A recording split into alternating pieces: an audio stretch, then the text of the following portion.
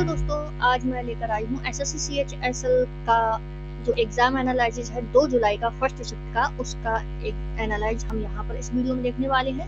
तो SSC CHSL 2024 का exam analysis हम इस वीडियो में कवर करेंगे। कौन कौन से क्वेश्चन आए हैं, कहाँ से कौन सा क्वेश्चन आए, ये सारी चीजें हम इस वीडियो में देखने वाले हैं। और मैंने यहाँ पर एक्स्ट्रा चीजें भी डाली हैं, जिससे कि आपके आने वाली आगे की जो छुट्टी है वहाँ पे आपको उनसे रिलेटेड यदि कोई क्वेश्चन आता है तो आप उस क्वेश्चन का आंसर अच्छे से दे सके। तो आइए देखते हैं, सबसे पहला क्वेश्चन क्या आया था। 1977 में पद्मश्री अवार्ड किस वादक को दिया गया था। यहाँ पर 1977 का जो पद्मश्री अवार्ड था किस वादक को दिया गया है, ये क्वेश्चन पूछा गया था।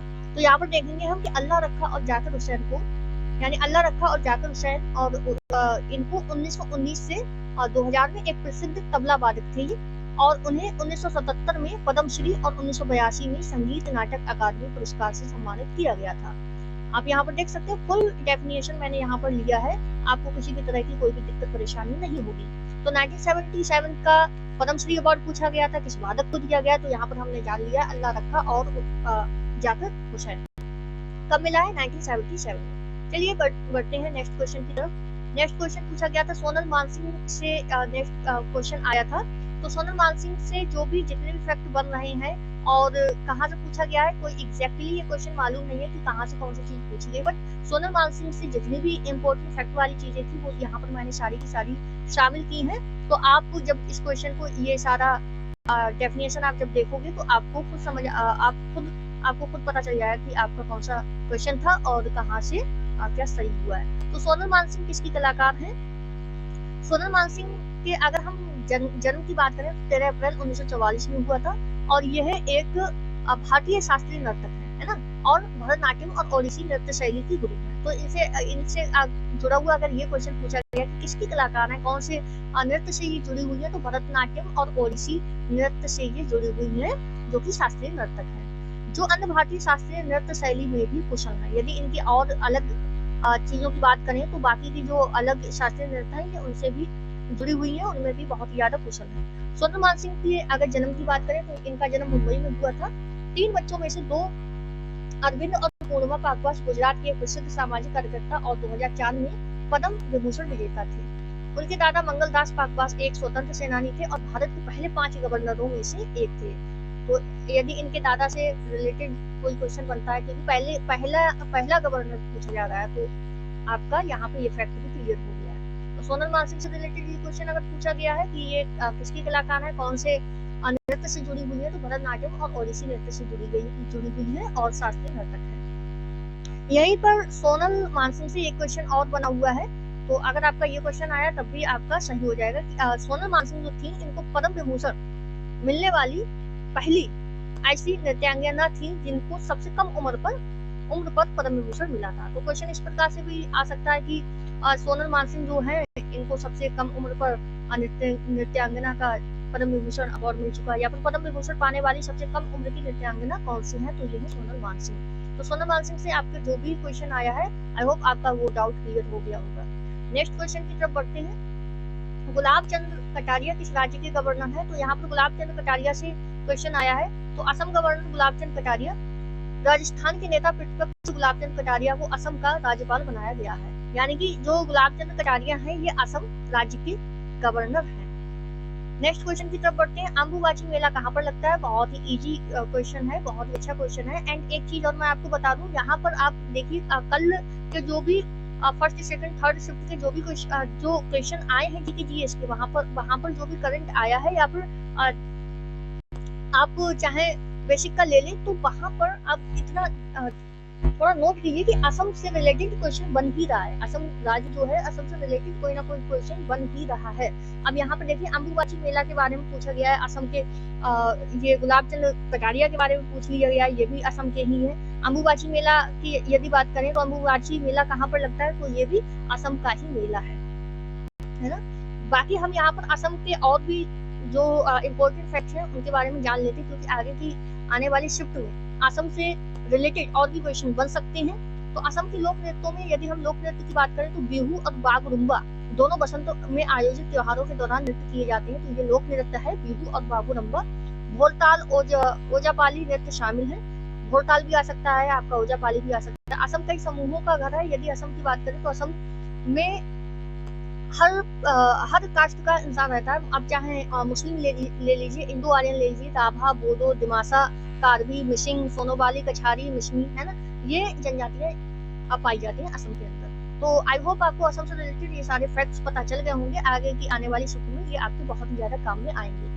नेक्स्ट क्वेश्चन की तरफ बढ़ते हैं। आर्टिकल 2020 से पूछा गया है एंड आर्टिकल से कोई ना कोई क्वेश्चन बन ही रहा है, तो आई होप आप लोग आर्टिकल अपने अच्छे से तैयार कर लें। कल वो फंडामेंटल राइट से भी क्वेश्चन पहली शिफ्ट में और दूसरी शिफ्ट में फंडामेंटल राइट से 2 क्वेश्चन आए थे, वो भी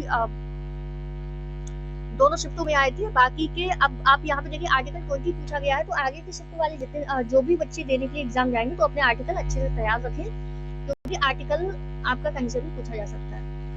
आर्टिकल 20 के बारे में पूछा है। अनुच्छेद 20 भारतीय संविधान 1950 में किसी भी व्यक्ति को किसी ऐसे अपराध के लिए दोषी नहीं ठहराया जाएगा, यानी कोई भी व्यक्ति हो उसको ऐसे अपराध के लिए दोषी नहीं ठहराया जाएगा सिवाय उस अपराध के जो उस अधिनियम के दिए जाने के समय प्रवृत्त किसी कानून के उल्लंघन के लिए किया गया, और ना ही उस पर उससे अधिक का दंड लगाया जाएगा जो अपराध किए जाने के समय प्रवृत्त कानून के अधीन दिया जा सकता है। तो जो अनुच्छेद 20 है एग्जैक्टली हमारा किससे संबंधित है? अपराधों के लिए दोष सिद्धि के संबंध में संरक्षण, यानी कि आर्टिकल 20 जो है अपराधों के लिए दोष सिद्धि के संबंध में संरक्षण। आपके ऑप्शन आए होंगे।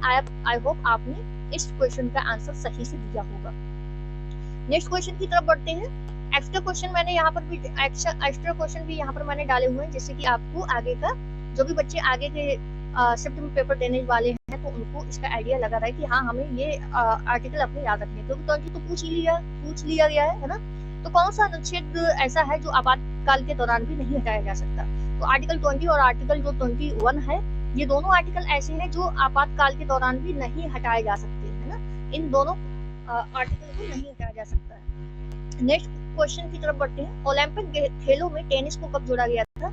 यहाँ पर हम टेनिस की बात करें तो ओलंपिक जो खेल हैं उनमें टेनिस 1924 तक ओलंपिक में खेला जाता था, फिर 1988 में इसे फिर से शुरू किया गया। वर्तमान में पुरुषों और महिलाओं का एकल और युगल टूर्नामेंट है, और लंदन 2012 के बाद से मिश्रित युगल स्पर्धा भी शुरू हो गई है। 1968 में मैक्सिको सिटी में टेनिस एक प्रदर्शन खेल था, हालांकि प्रतियोगिता में भीड़ और रुचि कम थी। तो यहाँ पर आप देख सकते हैं ओलंपिक से पूछा गया था ये क्वेश्चन। नेक्स्ट क्वेश्चन की तरफ बढ़ते हैं। रिट कितने प्रकार की होती है? भाई रिट से आगे क्वेश्चन बहुत ही इजी। अगर पॉलिटी सेक्शन आप देखें तो बहुत ही अच्छा पॉलिटी का सेक्शन आया, बहुत ही अच्छे क्वेश्चंस आए हैं। रिट कितने प्रकार की होती है? तो रिट आपकी 5 प्रकार की होती है। बंदी, प्रत्यक्षीकरण, परमादेश, उत्प्रेषण, अधिकार परीक्षा और प्रतिषेध। तथा ये सभी रिट लोगों के अधिकारों को लागू करने और अधिकारियों को कानून के तहत उनके कर्तव्यों को पूरा करने के लिए बाध्य करने का एक प्रभावी तरीका है ना। रिट कितने प्रकार की होती है? तो यहाँ पर मैंने आपको ये बता दिया, रिट 5 प्रकार की होती है। नेक्स्ट क्वेश्चन है कि पहला संविधान संशोधन कब हुआ? यहाँ पर पहले संविधान संशोधन की बात हो रही, बहुत ही ज्यादा इंपॉर्टेंट क्वेश्चन है। तो जो पहला संविधान संशोधन है 18 जून 1951 में हुआ था। काफी इजी क्वेश्चन है, आई होप आपने किया होगा। नेक्स्ट क्वेश्चन की तरफ बढ़ते हैं। नेशनल पार्क से भी क्वेश्चन आया है। मणिपुर में कौन सा नेशनल पार्क है? तो मणिपुर में क्वेश्चन ये आया था कि मणिपुर में कौन सा नेशनल पार्क है, तो उसमें ऑप्शंस दिए गए होंगे। सबसे ज्यादा जो फैक्चुअल चीज है, जो सबसे ज्यादा पूछी जाती है मणिपुर का नेशनल पार्क, वह है केबुल लामजाऊ राष्ट्रीय उद्यान, है ना। ये क्वेश्चन सबसे ज्यादा पूछा जाता है।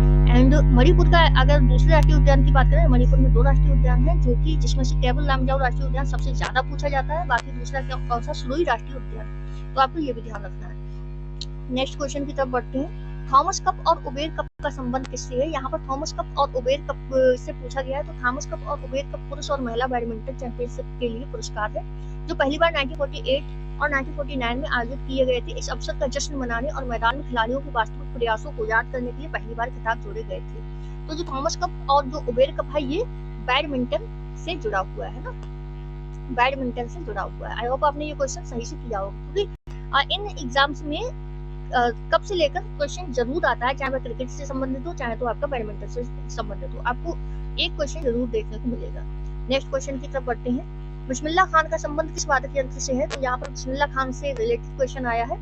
एंड कल की अगर बात करें तो कल भी एक क्वेश्चन आया था जो कि बांसुरी से रिलेटेड था। ऐसा कौन सा यंत्र है जिसमें तार नहीं होता? वह बांसुरी का था। बाकी बिस्मिल्लाह खान हर साल आते हैं। कुछ क्वेश्चन ऐसे होते हैं, अगर आप एसएससी के एग्जाम को उठाकर देखोगे, आप प्रीवियस ईयर के कम से कम 10 सालों के प्रीवियस ईयर के यदि आप क्वेश्चन कर लेते हैं, देन आपको कुछ भी पढ़ने की जरूरत ही नहीं है। आपका 75% से 80% तक आपका पेपर ऐसे ही कवर हो जाएगा। तो यहाँ पर क्वेश्चन पूछा गया, बिस्मिल्लाह खान का संबंध पूछा गया, तो कहा जाता है कि ये मंगल ध्वनि पैदा करने वाला वाद्य यंत्र है। खान साहब इसी के द्वारा मंगल ध्वनि बजाते थे। शहनाई वादक के रूप में उनका सर्वश्रेष्ठ स्थान है, यही कारण है कि उन्हें शहनाई के मंगल ध्वनि का नायक कहा गया है। तो इसका राइट आंसर क्या है? शहनाई। बिस्मिल्लाह खान जो है वह शहनाई वादक यंत्र से जुड़े हुए हैं, उनका संबंध शहनाई वादक यंत्र से है।